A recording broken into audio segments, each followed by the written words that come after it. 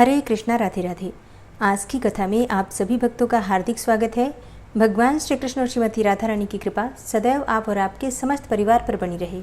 6 जुलाई 2024 आज है शनिवार का दिन और आज आप सुनेंगे आषाढ़ मास की कथा का 14वां अध्याय। और आज से प्रारंभ हो रही है आषाढ़ मास की गुप्त नवरात्रि। तो सबसे पहले तो आप सभी को आषाढ़ गुप्त नवरात्रि की मंगल शुभकामनाएं।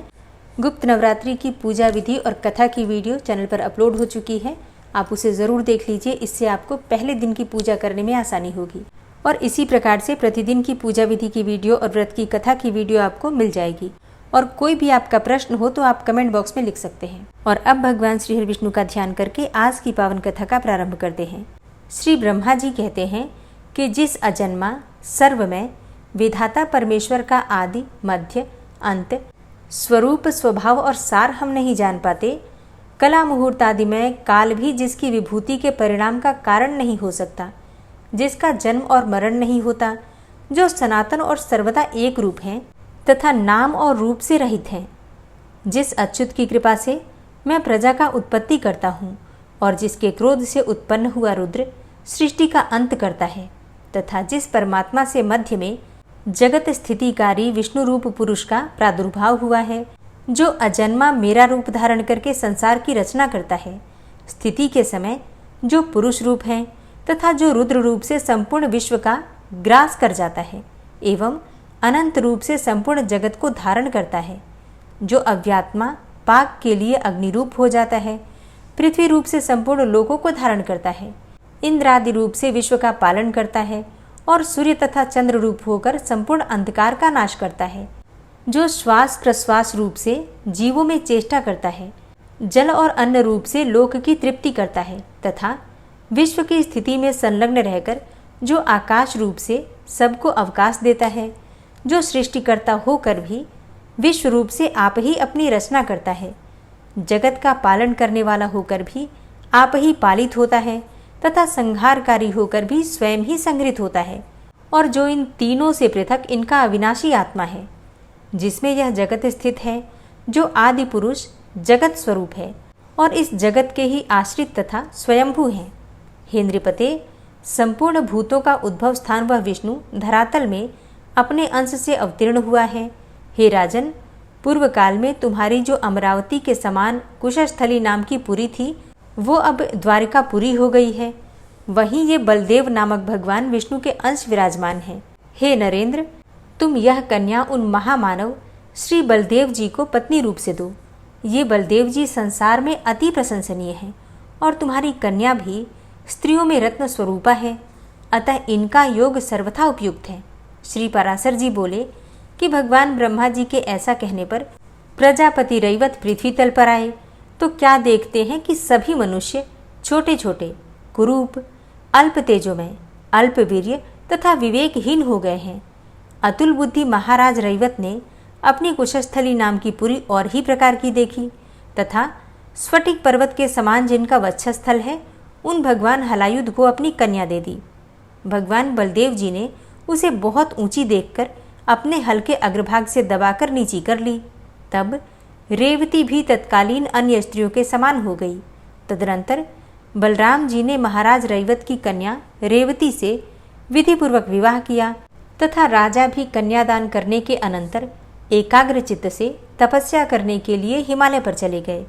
श्री पराशर जी कहते हैं कि जिस समय रैवत कुकुद्दी ब्रह्मा जी के यहाँ से लौटकर नहीं आए थे, उसी समय पुण्यजन नामक राक्षस ने उनकी पूरी कुशस्थली का ध्वंस कर दिया। फिर उनके 100 भाई पुण्यजन राक्षस के भय से 10 दिशाओं में भाग गए। उन्हीं के वंश में उत्पन्न हुए क्षत्रिय समस्त दिशाओं में फैले। दृष्ट के वंश में धृष्टिक नामक क्षत्रिय हुए। नाभाग के नाभाग नामक पुत्र हुआ। नाभग का अम्बरीश और अम्बरीश का पुत्र विरूप हुआ। विरूप से पृषदश्व का जन्म हुआ तथा उससे रथितर हुआ। रथितर के संबंध में यह श्लोक प्रसिद्ध है। रथितर के वंशज क्षत्रिय संतान होते हुए भी अंगिरस कहलाए, अतः वे क्षत्रोपत ब्राह्मण हुए। छींकने के समय मनु की घ्राणेन्द्रिय से इक्ष्वाकु नामक पुत्र का जन्म हुआ। उनके 100 पुत्रों में से विकुक्षी, निमि और दंड नामक 3 पुत्र प्रधान हुए तथा उनके शकुनी आदि 50 पुत्र उत्तरापथ और शेष 48 दक्षिणापथ के शासक हुए। इक्ष्वाकु ने अष्टका श्राद्ध का आरंभ करके अपने पुत्र विकुक्षी को आज्ञा दी कि श्राद्ध के योग्य मांस लाओ। उसने बहुत अच्छा कहकर उनकी आज्ञा को शिरोधार्य किया और धनुष बाण लेकर वन में आकर अनेकों मृगों का वध किया, किंतु अति थका मांदा और अत्यंत भूखा होने के कारण विकुक्षी ने उनमें से एक शशक अर्थात खरगोश को खा लिया और बचा हुआ मांस लाकर अपने पिता को निवेदन किया। उस मांस का प्रोक्षण करने के लिए प्रार्थना किए जाने पर इक्ष्वाकु के कुल पुरोहित वशिष्ठ ने कहा कि इस अपवित्र मांस की क्या आवश्यकता है? तुम्हारे दुरात्मा पुत्र ने इसे भ्रष्ट कर दिया है, क्योंकि उसने इसमें से एक शशक तो खा लिया है। गुरु के ऐसा कहने पर तभी से विकुक्षी का नाम शशाद पड़ा और पिता ने उसको त्याग दिया। फिर पिता के मरने के अनंतर उसने इस पृथ्वी पर धर्मानुसार शासन किया। उस शशाद के पुरजय नामक एक पुत्र हुआ। पुत्रजया भी एक दूसरा नाम पड़ा। पूर्व काल में त्रेता युग में एक अति भीषण देवासुर संग्राम हुआ।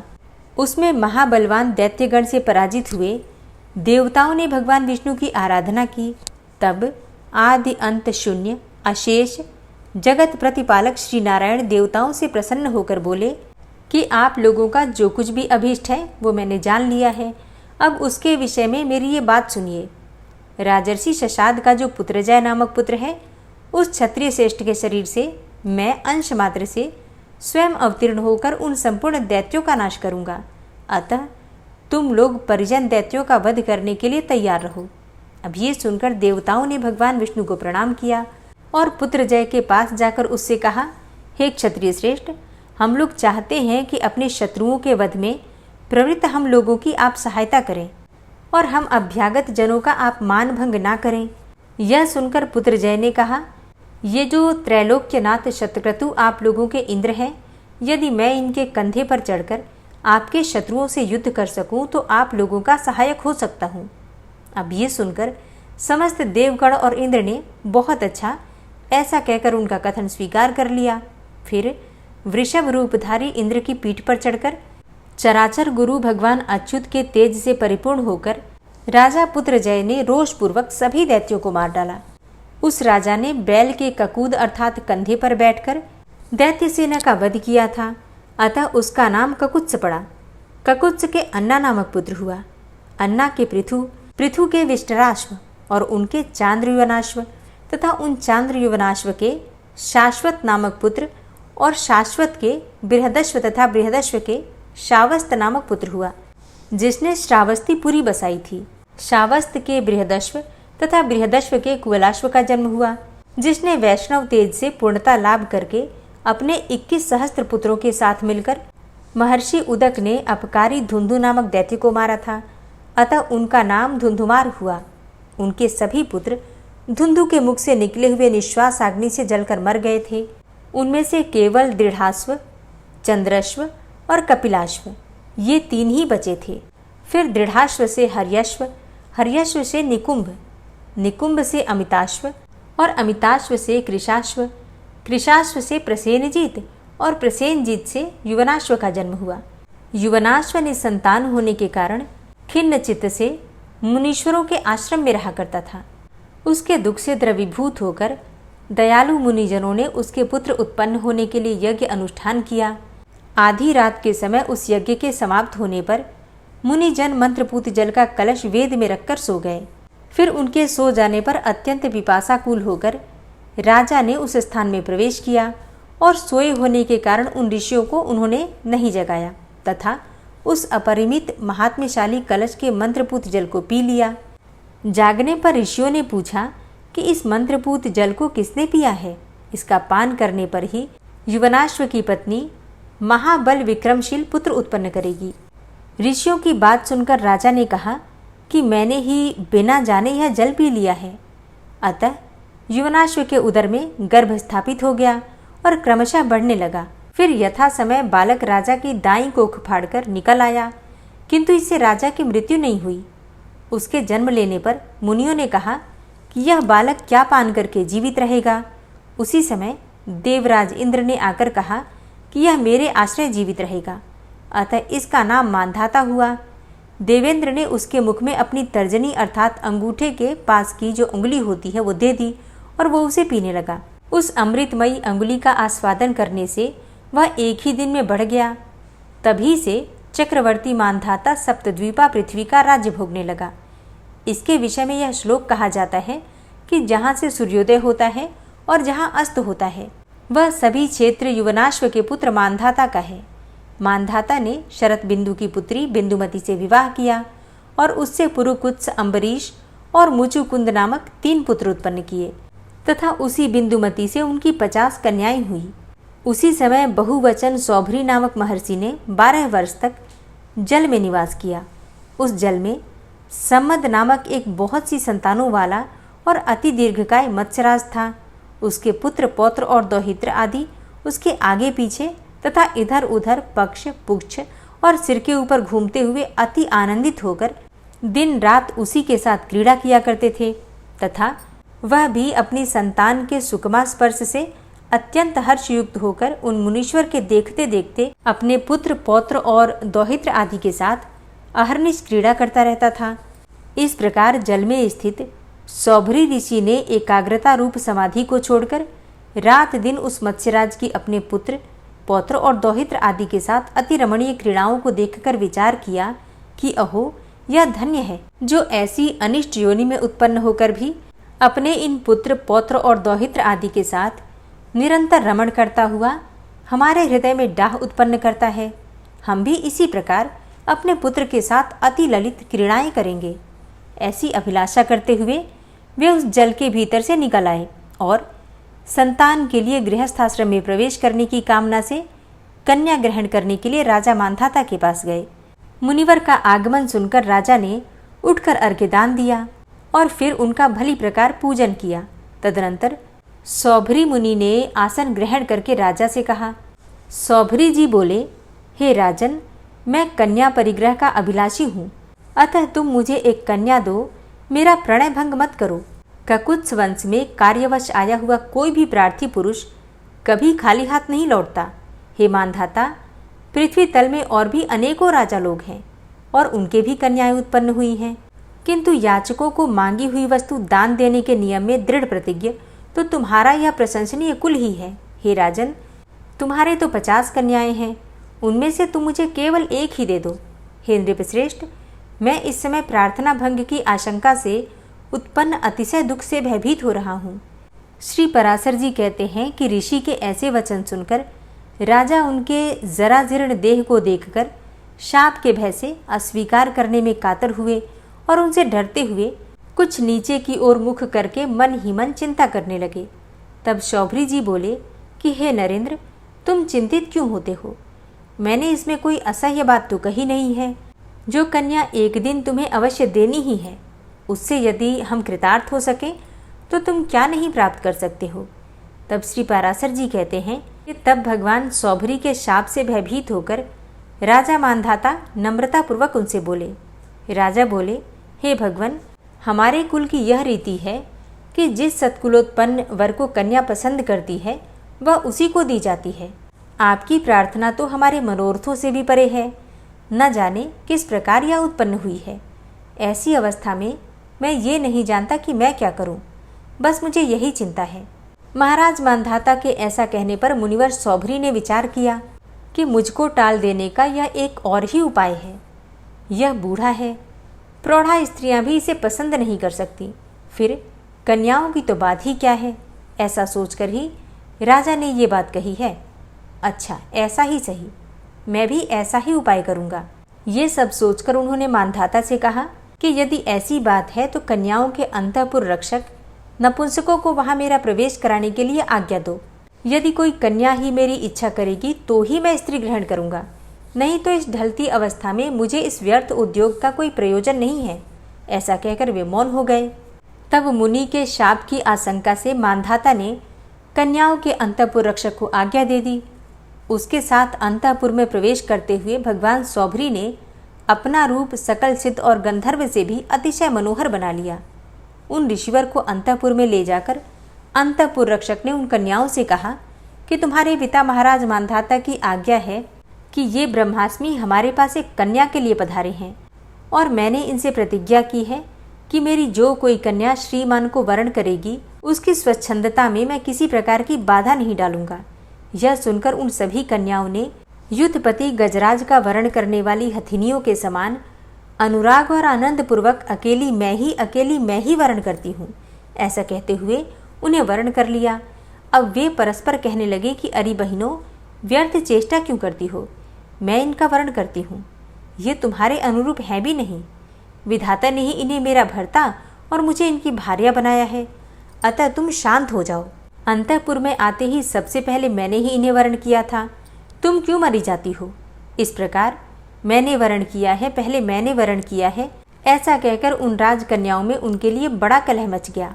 जब उन समस्त कन्याओं ने अतिशय अनुरागवश उन अनिंद्य कीर्ति मुनिवर को वर्ण कर लिया तो कन्या रक्षकों ने नम्रतापूर्वक राजा को संपूर्ण वृतांत ज्यों का त्यों कह सुनाया।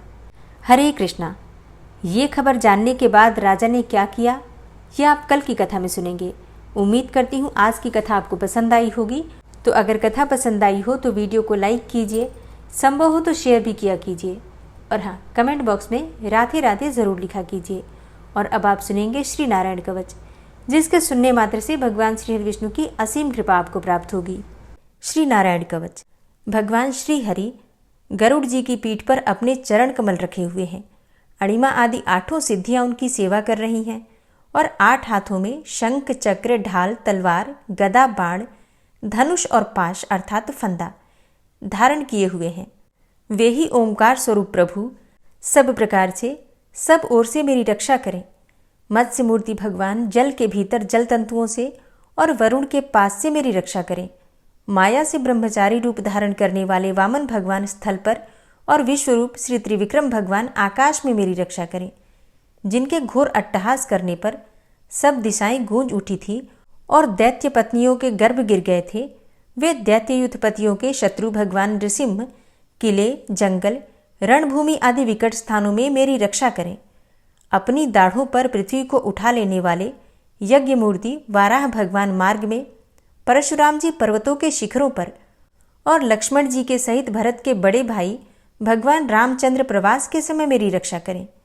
भगवान नारायण मारण, मोहन आदि भयंकर अभिचारों और सब प्रकार के प्रमादों से मेरी रक्षा करें। ऋषि श्रेष्ठ नर गर्व से, योगेश्वर भगवान दत्तात्रेय योग के विघ्नों से और त्रिगुणाधिपति भगवान कपिल कर्म बंधन से मेरी रक्षा करें।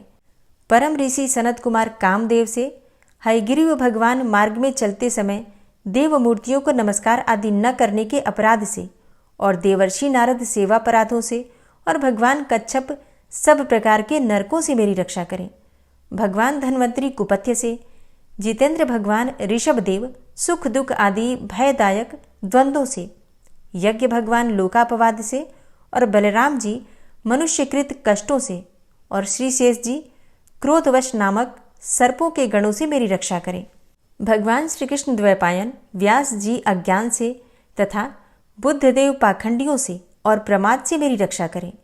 धर्म रक्षा करने वाले महान अवतार धारण करने वाले भगवान कल्कि पाप बहुल कलिकाल के दोषों से मेरी रक्षा करें।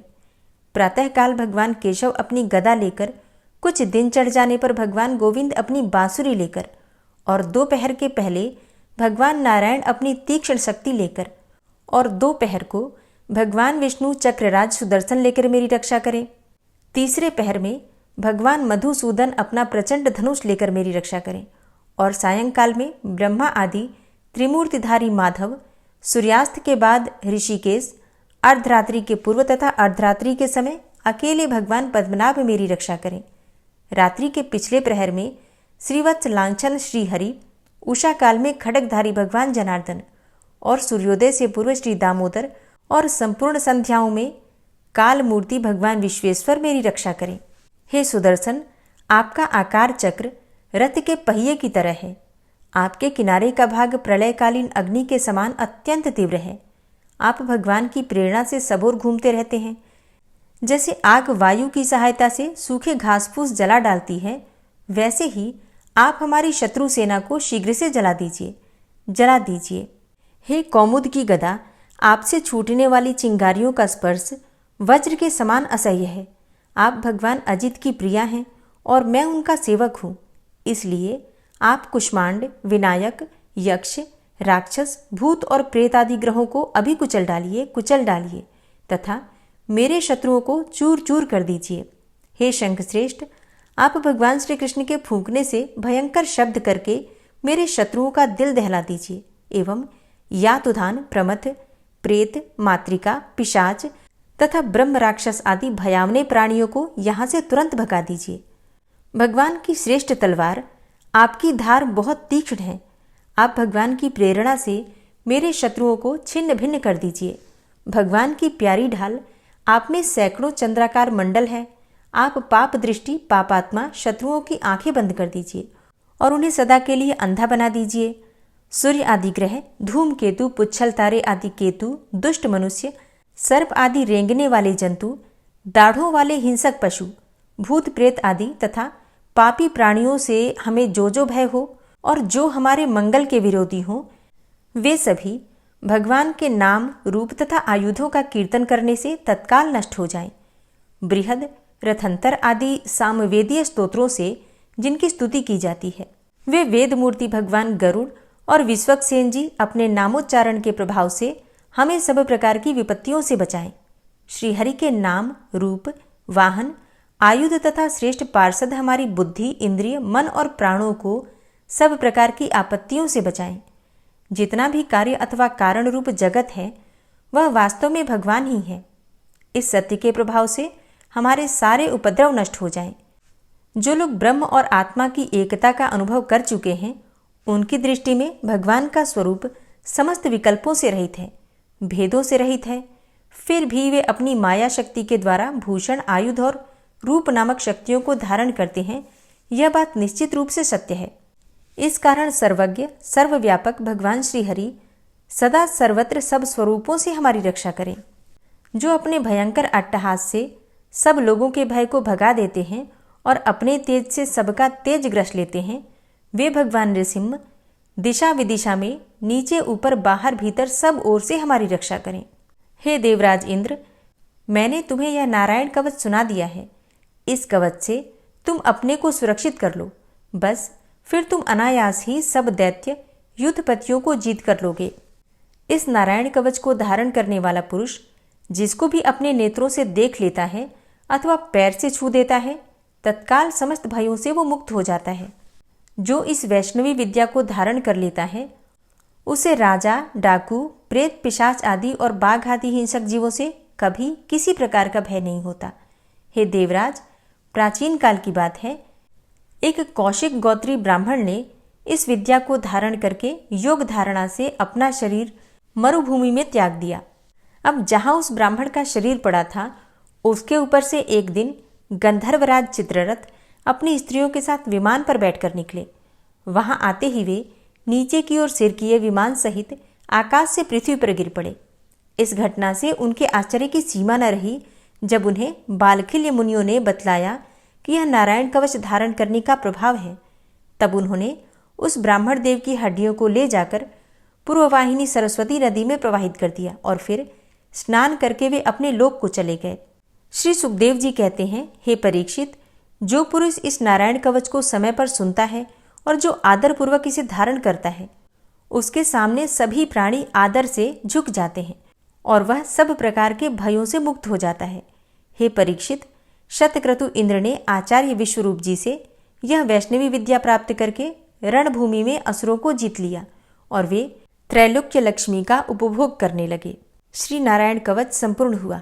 ओम विश्वं विष्णुर्वषट्कारो भूतभव्य भवत्प्रभु भूतकृत भूतभृद्भावो भूतात्मा भूतवाहन भूतात्मा परमात्मा च मुक्तानां परमागति अव्ययः पुरुषः साक्षी क्षेत्रज्ञो अक्षर एव च योगो योगविदां नेता प्रधानपुरुषेश्वरः नारसिंहवपुः श्रीमान् केशवः पुरुषोत्तमः सर्वः शर्वः शिवस्थाणुर्भूतादिर्निधिर्व्ययः संभवो भावनो भर्ता प्रभवः प्रभुरीश्वरः स्वयंभू शंभुरादित्यः पुष्कराक्षो महास्वनः अनादिनिधनोधाता विधाता धातुरुत्तमः अप्रमेयो ऋषिकेश पद्मनाभो अमरप्रभु विश्वकर्मा मनुस्त्वष्टा स्थविष्ठः स्थविरो ध्रुवः अग्राह्यः शाश्वतः कृष्णो लोहिताक्षः प्रतर्दनः प्रभूतस्त्रिककुब्धाम पवित्रं मङ्गलं परम् ईशानः प्राणदः प्राणो ज्येष्ठः श्रेष्ठः प्रजापति हिरण्यगर्भो भूगर्भो माधवो मधुसूदनः ईश्वरो विक्रमी धन्वी मेधावी विक्रमः क्रमः अनुत्तमो दुराधर्ष कृतज्ञः कृतिरात्मवान् सुरेश शरणं शर्म विश्वरेता प्रजाभव अह संवत्सरो व्याल प्रत्ययः सर्वदर्शन अज सर्वेश्वर सिद्ध सिद्धे सर्वादिर्च्युत वृषाकपिर्मेयात्मा सर्वयोग विनिश्रित वसुर्वसुमना सत्य समात्मा संमितः सम अमोघ पुण्डरीकाक्षो वृषकर्मा वृषाकृतिः रुद्रो बहुशिरा बभ्रुर्विश्वयोनिः शुचिश्रवा अमृतः शाश्वतस्थाणुर्वरारोहो महातपः सर्वगः सर्वविद्भानुर्विश्वक्सेनो जनार्दनः वेदो वेदविद्व्यङ्गो वेदाङ्गो वेदवित्कविः लोकाध्यक्ष सुराध्यक्षो धर्माध्यक्ष कृताकृत चतुरात्मा चतुर्व्यूहश्चतुर्द्रष्टश्चतुर्भुज भ्राजिष्णुर्भोजनं भोक्ता सहिष्णुर्जगदाति च अनघो विजयोजेता विश्वयोनिः पुनर्वसु उपेन्द्रो वामनः प्रांशुर्मोघः शुचिरुर्जिता अतीन्द्रः संग्रहः सर्गो धृतात्मा नियमो यमः वेद्यो वैद्यः सदा योगी वीरः माधवो मधु अतीन्द्रियो महामायो महोत्साहो महाबलः महाबुद्धिर्महावीर्यो महाशक्तिर्महाद्युतिः अनिर्देश्य वपुः श्रीमान् मेयात्मा महाधृतिक् महिश्वासो महीभर्ता श्रीनिवास सतां गति अनिरुद्ध सुरानन्दो गोविन्दो गोविन्दाम्पति मरीचिर्दमनो हंस सुपर्णो भुजगोत्तम हिरण्यनाभ सुतपा पद्मनाभ प्रजापति अमृत्यु सर्वदिक्सिंह संधाता संधिमानस्थिर अजो दूर्मर्षण शास्ता विश्रुतात्मा सुरारिः गुरुर्गुर्तमो धाम सत्य सत्यपराक्रम निमिषो अनिमिषो श्रग्वी वाचस्पतिरुदारधि अग्रणिर्ग्रामणी श्रीमान् न्यायो नेता समीरण सहस्रमूर्धा विश्वात्मा सहस्राक्ष सहस्रपात् आवर्तनो निवृत्तात्मा संवृतः संप्रमर्दन अह संवर्तको वह निर्निलोधरणीधरः सुप्रसादः प्रसन्नात्मा विश्वदृग् विशुभुग् विभु सत्कर्ता सत्कृतः साधु जहर्नुर्नारायणो नरः असंख्येयो अप्रमेयात्मा विशिष्टशिष्टकृच्छुवि सिद्धार्थ सिद्धसंकल्प सिद्धिदः सिद्धिसाधनः वृषाहि वृषभो विष्णुर्विष्पर्वा वृषोदरः वर्धनो वर्धमानश्च विविक्तः श्रुतिसागरः सुभुजो दूर्धरो वाग्मी महेन्द्रो वसुदो वसु नैकरूपो बृहद्रूप शिपिविष्टः प्रकाशनः ओजस्तेजो द्युतिधर प्रकाशात्मा प्रतापनः रिद्धस्पष्टाक्षरो मन्त्रश्चन्द्रांशुर्भास्करदुतिः अमृतांशुद्भवो भानु शशबिन्दुः सुरेश्वरः औषधं जगतः सेतु सत्यधर्मपराक्रमः भूतभव्य भवन्नाथ पवनः पावनो नलः कामः कामकृत्कान्तः कामः कामप्रदः प्रभु युगादिकृद्युगावर्तो नैकमायो महाशनः अदृश्योऽव्यक्तरूपश्च सहस्रजितनन्तजित् इष्टो अविशिष्ट शिष्टेष्ट शिखण्डी नहुसो वृष क्रोधः क्रोधकृत्कर्ता विश्वबाहुर्महीधरः अच्युतः प्रतितः प्राणदो वासवानुजः अपां निधिर्धिष्ठानं प्रमत्तः प्रतिष्ठितः स्कन्दः स्कन्दधरो धूर्यो वरदो वायुवाहनः वासुदेवो बृहद्भानुरादिदेवः पुरन्दरः अशोकस्तारणस्तारः शूरः सौरिर्जनेश्वरः अनुकूलः शतावर्त पद्मी पद्मनिभेक्षणः पद्मनाभो अरविन्दाक्ष पद्मगर्भ शरीरभृत् महर्धिरिद्धो वृद्धात्मा महाक्षो गरुडाध्वजः अतुलः शरभो भीमो समयज्ञो हविर्हरि सर्वलक्षणलक्षण्यो लक्ष्मीवान् समितिञ्जय वीक्षरो रोहितो मार्गो हेतुर्दामोदरः सह महीधरो महाभागो वेगवान् मिताशन उद्भवः क्षोभणो देव श्रीगर्भ परमेश्वर करणं कारणं कर्ता विकर्ता गहनो गुह व्यवसायो व्यवस्थान संस्थान स्थानदो ध्रुव परर्थी परमस्पस्तुष्ट पुष्ट शुभेक्षण रामो विरामो विरजो मार्गो नेयो नयोनयः वीर शक्तिमतां श्रेष्ठो धर्मो धर्मविदुत्तमः वैकुण्ठ पुरुषः प्राणदः प्रणवः पृथु हिरण्यगर्भ शत्रुघ्नो व्याप्तो वायुरुधोक्षजः ऋतुः सुदर्शनः कालः परमेष्ठी परिग्रह उग्रः संवत्सरो दक्षो विश्रामो विश्वदक्षिणः विस्तारः स्थावरस्थाणु प्रमाणं बीजमव्ययम् अर्थो अनर्थो महाकोशो महाभोगो महाधनः अनिर्विण्णः स्थविष्टोऽभू धर्मयुपो महामख नक्षत्रनेमिर्नक्षत्री क्षमा चामः समीहन यज्ञ इज्यो महेज्यश्च क्रतुसत्रं सतां गतिः सर्वदर्शी विमुक्तात्मा सर्वज्ञो ज्ञानमुत्तमं सुव्रतः सुमुखः सुष्मा सुघोषः सुखदः सुहृतः मनोहरो जित्क्रोधो वीरबाहुर्विदारणः स्वापनः स्ववसो व्यापी नैकात्मा नैककर्मकृत् वत्सरो वत्सलो वत्सी रत्नगर्भो धनेश्वरः धर्मगुप्त धर्मकृद्धर्मी सदसक्षरमक्षरम् अविज्ञाता सहस्रांशुर्विधाता कृतलक्षणः गभस्तिनेमिः सत्त्वस्थः सिंहो भूतमहेश्वरः आदिदेवो महादेवो देवेशो देवभृद्गुरुः उत्तरो गोपतिर्गोप्ता ज्ञानगम्यः पुरातनः शरीरभूतभृद्भोक्ता कपीन्द्रो भूरि दक्षिणः सोमभो अमृतपः सोम पुरुजित पुरुषोत्तमः विनयोजय सत्यसन्धो दाशाः सात्वताम्पतिः जीवो विनयिता साक्षी मुकुन्दो अमितविक्रमः अम्भो निद्रणन्तात्मा महोदधीशयोऽन्तकः अजो महारः स्वाभाव्यो जितामित्रः प्रमोदन आनन्दो नन्दनो नन्दः सत्यधर्मा त्रिविक्रमः महर्षि कपिलाचार्यः कृतज्ञो मेदिनीपतिः त्रिपदस्त्रिदशाध्यक्षो महाशृङ्गः कृतान्तकृत् महावराहो गोविन्दः सुखेणः कनकाङ्गदी गुह्यो गभीरो गहनो गुप्तश्चक्रगदाधरः वेधा स्वाङ्गो अजितः कृष्णो दृढः सङ्कर्षणोच्युतः वरुणो वारुणो वृक्षः पुष्कराक्षो महामनाः भगवान् भगानन्दी वनमाली हलायुध आदित्यो ज्योतिरादित्यः सहिष्णुर्गतिसत्तमः सुधन्वा खण्डपरशुर्दारुणो द्रविडप्रदः दिविस्त्रिक्सर्वदृग्व्यासो वाचस्पतिर्योनिजः त्रिसामासामगः साम निर्वाणं भेषजं संन्यासकृच्छमः शान्तो निष्ठा शान्तिः परायणं शुभांगः शान्तिदस्रष्टा कुमुदः कुवलेशय गोहितो गोपतिर्गोप्ता वृषभाक्षो वृषाप्रियः अनिवर्ति निवृतात्मा संक्षेप्ता चेमकृच्छिवः श्रीवत्सवक्षा श्रीवास श्रीपति श्रीमतांबर श्रीद श्रीश श्रीनिवास श्रीनिधि श्रीविभावन श्रीधर श्रीकर श्रेय श्रीमान लोकत्रयाश्रय स्वक्ष स्वंग शतानंदो नंदिर्ज्योतिर्गणेश्वर विजितात्मा विधेयात्मा सत्कीर्तिश्छिन्न संशय उदीर्ण सर्वतक्षसुर निश शाश्वत स्थिर भूषयो भूषणो भूतिर्विशोकः शोकनाशन अर्चिष्मान अर्चित कुंभो विशुद्धात्मा विशोधन अनिरुद्धो अप्रतिरथ प्रद्युम्नो अमित विक्रमः कालिनेमि निहावीर शौरी सूरजनेश्वर त्रिलोकात्मा त्रिलोकेशः केशवः केशिहारी कामदेवः कामपालः कामीकान्तः कृतागमः अनिर्देशव पुर्विष्णोर्वीरो अनन्तो धनञ्जयः ब्रह्मण्यो ब्रह्मकृद्ब्रह्मा ब्रह्म ब्रह्म विवर्धन ब्रह्मविद् ब्राह्मणे ब्रह्मी ब्रह्मज्ञो ब्राह्मण प्रियः महाक्रमो महाकर्मा महातेजा महोरगः महाक्रतुर्महायज्वा महायज्ञो महाहवि स्तव्यः स्तव प्रियः स्तोत्रं स्तुतिस्तोतारणप्रियः पूर्णः पुरैता पुण्यः पुण्यकीर्तिर्नामयः मनोजवस्तीर्थकरो वसुरेता वसुप्रदः वसुप्रदो वासुदेव वसुर्वसुमनाहवि सद्गतिः सत्कीर्तिः सत्ता सद्भूतिः सत्परायणः शूरसेनो यदुश्रेष्ठः सन्निवासः सुयामुनः भूतावासो वासुदेवः सर्वासु निलयोऽनलः दर्पः दर्पदो दृप्तो दूढरोथा पराजितः विश्वमूर्तिर्महामूर्तिर्दीप्तमूर्तिर्मूर्तिमान् अनेकमूर्तिरव्यक्तः शतमूर्तिः शताननः एको नैकः सवः किं यत्तत्पदमनुत्तमं लोकबन्धुर्लोकनाथो माधवो भक्तवत्सलः सुवर्णवर्णो हेमांगो वरांगश्चन्दनांगदी वीरः विषमः शून्यो घृताशीरचलश्चलः अमानीमानदो मान्यो लोकस्वामी त्रिलोकधृक् सुमेधा मेधजो धन्यः सत्यमेधा धराधरः तेजोवृषः द्वितिधरः सर्वशस्त्रभृताम्बरः प्रग्रहो निग्रहो व्यग्रो नैकशृङ्गो गदाग्रजः चतुर्मूर्तिश्चतुर्बाहुश्चतुर्व्यूहश्चतुर्गति चतुरात्मा चतुर्भावश्चतुर्वेदविदेकपात् समावर्तो अनिवृतात्मा दुर्जयो दुरतिक्रम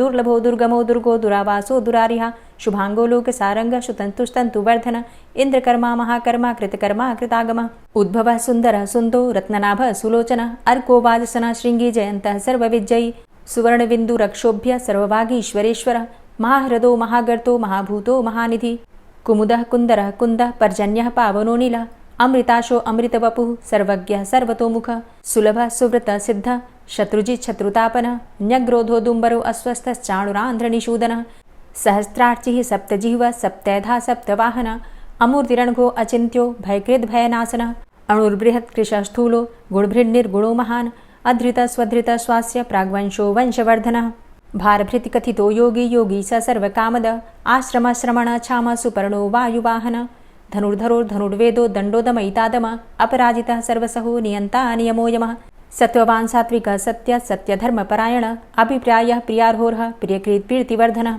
विहाय सगतिर्ज्योति सुरुचिर्हुद्भुग्विभु रविर्विलोचनः सूर्य सविता रविलोचनः अनन्तो हुद्भुग्भोक्ता सुखदो नैकजोग्रज अनिर्विण्ण सदामर्षि लोकाधिष्ठानमद्भुतः सनात सनातन्तमः कपिलः कपिरप्यय स्वस्तिदा स्वस्तिकृत् स्वस्ति स्वस्तिभुक् स्वस्ति दक्षिणः रौद्रः कुण्डली चक्रे विक्रमयुर्जितशासनः शब्दातिगः शब्दशः शिशिरः शर्वरीकर अक्रूरः पेशलो दक्षो दक्षिणः क्षमिणाम्बर विद्वतमो वितभय पुण्यश्रवणकीर्तन उत्तारणो दुष्कृतिः पुण्यो दुःस्वप्ननाशन वीरः रक्षणः सन्तो जीवनः पर्यवस्थितः अनन्तरूपो अनन्तसृर्जितमन्युर्भयापः चतुरश्रो गभीरात्मा विदिशो व्यादिशो दिश अनादिर्भूर्भुवो लक्ष्मीः सुवीरो रुचिराङ्गद जननो जन्मादिर्भीमो भीमपराक्रम आधारनीलयोधाता पुष्पहासः प्रजागर ऊर्ध्वगः सत्पथाचारः प्राणदः प्रणवपण प्रमाणं प्राणनीलयः प्राणभृत् प्राणजीवनः तत्त्वं तत्त्वविदेकात्मा जन्म मृत्यु जरातिग पूर्वस्वस्तरुस्तार सविता प्रपितामह यज्ञो यज्ञपतिर्यज्वा यज्ञांगो यज्ञवाहन यज्ञभृद्यज्ञकृद्यज्ञ यज्ञभुग्यज्ञसाधन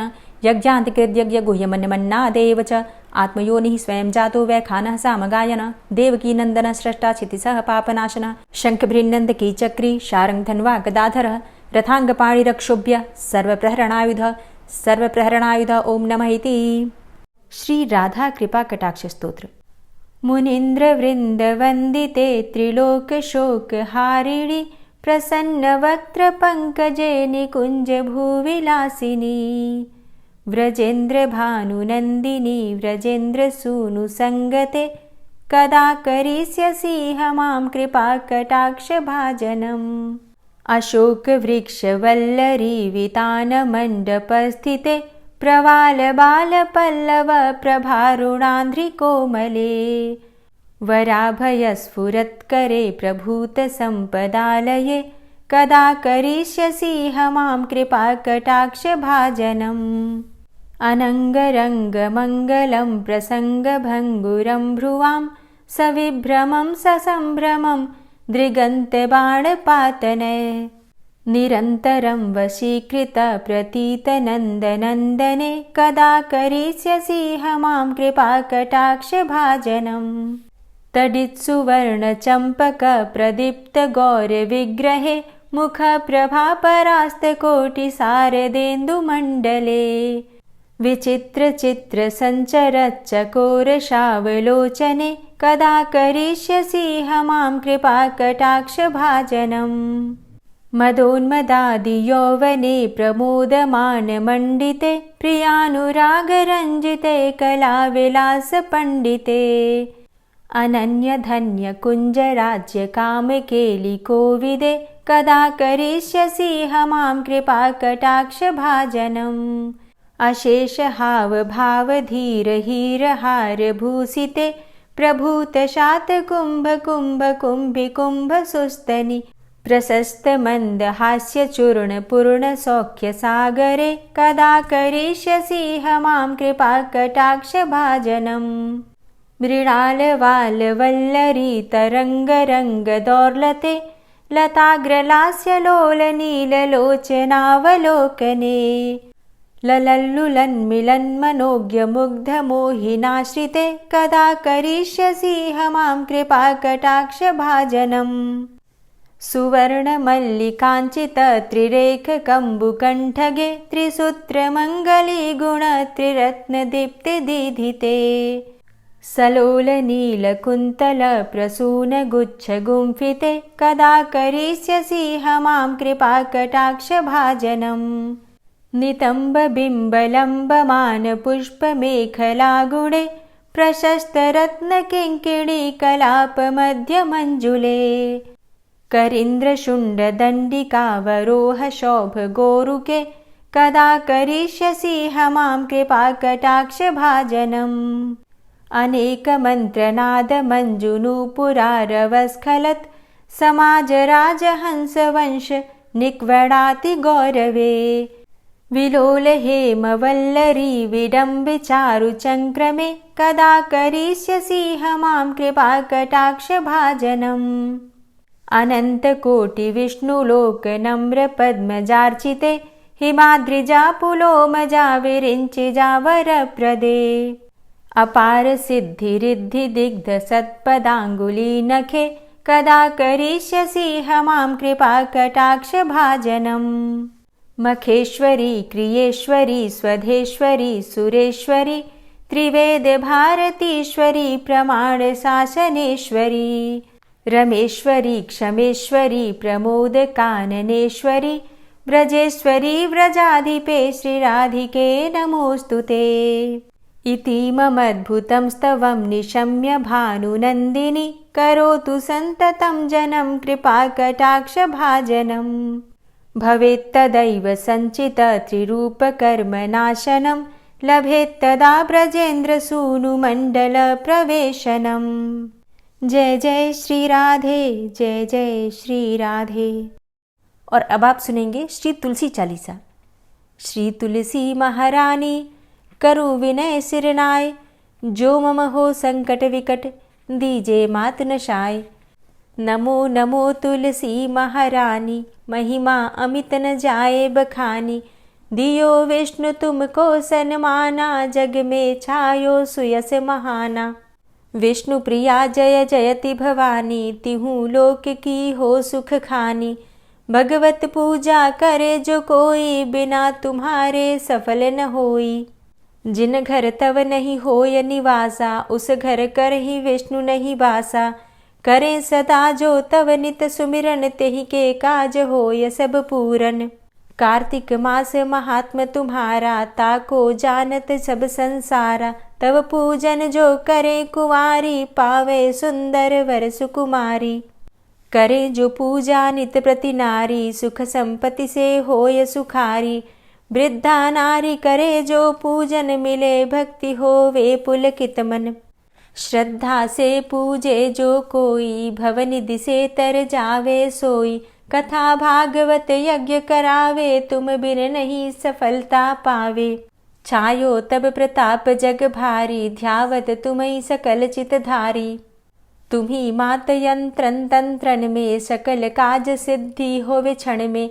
औषधि रूप आप हो माता, सब जग में तव यश विख्याता।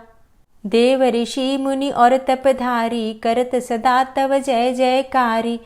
वेद पुराणन तव यश गाया, महिमा अगम पार नहीं पाया। नमो नमो जय जय सुख कारणी, नमो नमो जय दुख निवारणी। नमो नमो सुख संपत्ति देनी, नमो नमो अघ काटन चेनी। नमो नमो भक्तन दुख हरणी, नमो नमो दुष्टन मद छेनी। नमो नमो भव पार उतारणी, नमो नमो परलोक सुधारणी। नमो नमो निज भक्त उबारणी, नमो नमो जन काज सवारणी। नमो नमो जय कुमति नशावनी, नमो नमो सब सुख उपजावनी। जयति जयति जय तुलसी माई, ध्याऊं तुमको शीश नवाई। निज जन जानी मोहि अपनाओ, बिगड़े कारज आप बनाओ। करूं विनय मैं मात तुम्हारी, पूर्ण आशा करहु हमारी। शरण चरण कर जोरी मनाऊं, निश दिन तेरे ही गुण गाऊं। करहु मात अब मोह पर दाया, निर्मल होए सकल मम काया। मांगू मातु यही बर दीजे, सकल मनोरथ पूर्ण कीजे। जानू नहीं कछु नेम आचारा, क्षमहु मातु अपराध हमारा। 12 मास करे जो पूजा, तासम जग में और नहीं दूजा। प्रथम ही गंगा जल मंगवावे, फिर सुंदर स्नान करावे। चंदन अक्षत पुष्प चढ़ावे, धूप दीप नैवेद्य लगावे। करे आचमन गंगा जल से, ध्यान करे हृदय निर्मल से। पाठ करे फिर चालीसा की, स्तुति करे मात तुलसा की। यह विधि पूजा करे हमेशा, ताके तन नहीं रहे कलेशा। करे मास कार्तिक का साधन, सोवे नित पवित्र हुई जाहि। है यह कथा महासुखदाई, पढ़े सुने सो भव तर जाई। यह श्री तुलसी चालीसा, पाठ करे जो कोय। गोविंद सो फल पावही, जो मन इच्छा होय। तुलसी चालीसा संपूर्ण। और अब आप सुनेंगे तुलसी महारानी की आरती। तुलसी महारानी नमो नमो, हरि की पटरानी नमो नमो। तुलसी महारानी नमो नमो, हरि की पटरानी नमो नमो। धन्य तुलसी पूर्ण तप कीनो, धन्य तुलसी पूर्ण तप कीनो। शालिग्राम की बनी पटरानी नमो नमो। तुलसी महारानी नमो नमो, हरि की पटरानी नमो नमो। जाके पत्र मंजरी कोमल, जाके पत्र मंजरी कोमल। श्रीपति कमल चरण लपटानी नमो नमो, हरि की पटरानी नमो नमो। तुलसी महारानी नमो नमो। धूप दीप नैवेद्य आरती, धूप दीप नैवेद्य आरती। पुष्पन की वर्षा बरसानी नमो नमो, हरि की पटरानी नमो नमो। तुलसा महारानी नमो नमो। 56 भोग 36 व्यंजन, 56 भोग 36 व्यंजन। बिन तुलसा हरि एक न मानी नमो नमो। तुलसी महारानी नमो नमो, हरि की पटरानी नमो नमो। सभी सखी मैया तेरो यश गावे, सभी सखी मैया तेरो यश गावे। भक्ति दान दीजे महारानी नमो नमो। तुलसा महारानी नमो नमो। हरि की पटरानी नमो नमो। नमो नमो तुलसा महारानी, नमो नमो तुलसी महारानी। तुलसी महारानी नमो नमो। हरि की पटरानी नमो नमो। तुलसी महारानी नमो नमो। हरि की पटरानी नमो नमो। प्रेम से बोलिए तुलसी मैया की जय। आषाढ़ गुप्त नवरात्रि और सावन मास से संबंधित संपूर्ण जानकारी की वीडियो चैनल पर अपलोड हो चुकी है।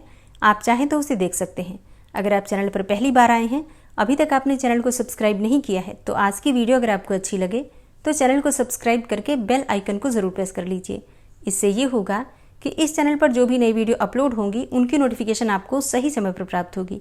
मिलती हूँ मैं आपसे अगली वीडियो में। तब तक के लिए जय श्री राधे।